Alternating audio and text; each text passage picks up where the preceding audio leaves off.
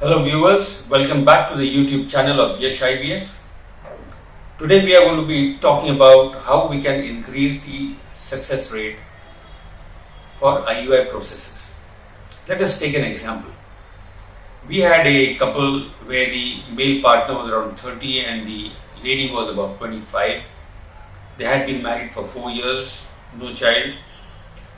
Recently they had come to know that the reason was male factor infertility, in which there was a condition called azoospermia, that is, there was no sperm in the semen of the male partner. Now, this can happen because of a couple of reasons. It could be a blockage, or it could be that the sperm is not being produced.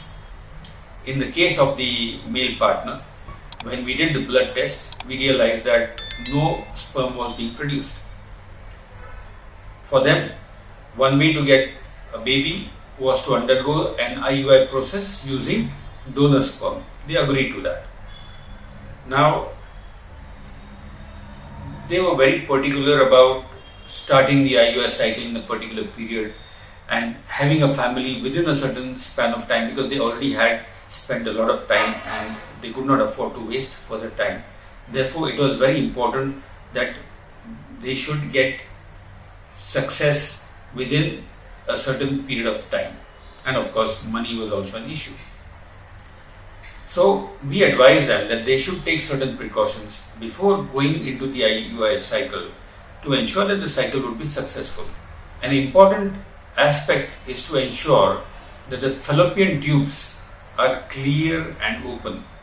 If the fallopian tubes are not open, then the egg will not be able to travel into the fallopian tube. The sperm will not be able to travel from the uterus into the fallopian tube, and therefore fertilization will not take place. For this, there are a couple of procedures that we can carry out. So we undertook a salpingosonography and ensured that yes, the fallopian tubes are open.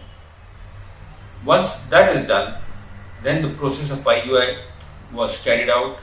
A donor sperm was organized, and by using a process called ICSI, which we have already discussed. So, by a process of IUI using donor sperm, we carried out the IUI, and since the fallopian tubes are open, the sperm was able to fertilize the egg, and in the very first cycle itself, we achieved success. We have seen many times that patients have undergone quite a few IUI cycles when they come to us, but those cycles have resulted in failure.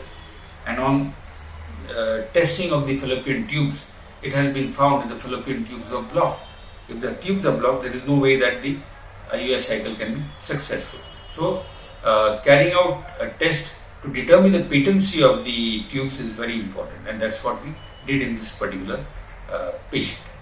And that's how we ensured that they had success in a short period of time, in fact one cycle itself. Thank you. I hope that helps you out if you are planning to undergo an IUI cycle. Do test the patency of your fallopian tubes. Thank you. Yash IVF Center. Wishful to Yashful.